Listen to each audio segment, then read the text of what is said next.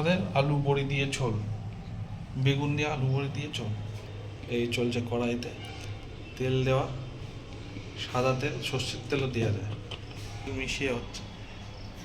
ব্যাস, কি কি আছে? এই যে মশলা, বাটা মশলা, ধনের গুঁড়ো, জিরের গুঁড়ো, পেঁয়াজ, কাঁচা লঙ্কা আর কাশ্মীরি লঙ্কা। ধনের গুঁড়ো, জিরের গুঁড়ো, পেঁয়াজ আর কাঁচা লঙ্কা।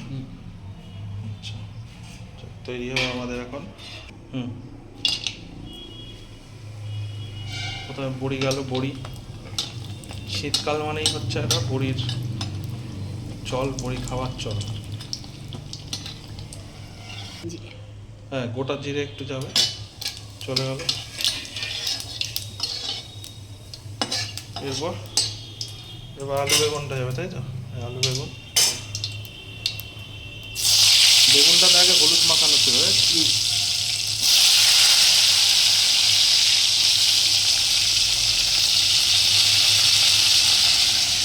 এটা আমাদের একটু টমেটো আছে।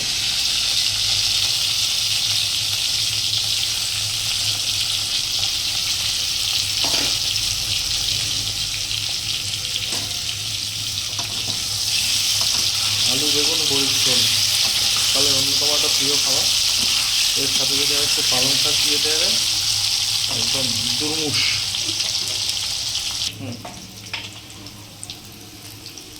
আমাদের টমেটোর একটু পেস্ট যাবে। বড়ি কিন্তু ভাজা পাশে রয়েছে, আর এই মশলাটা এখন দেবো।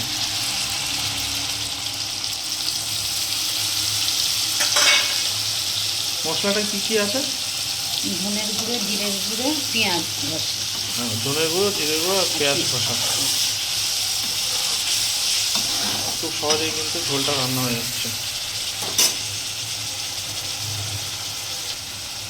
পরিমাণ মতো লবণ দিতে হবে, আর একটু হলুদের গুঁড়ো।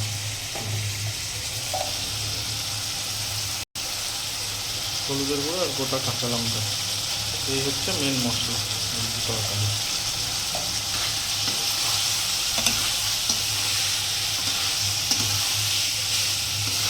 জল, এবার জল দিতে হবে, ঝোল যেরকম চাইবেন সেরকম জল।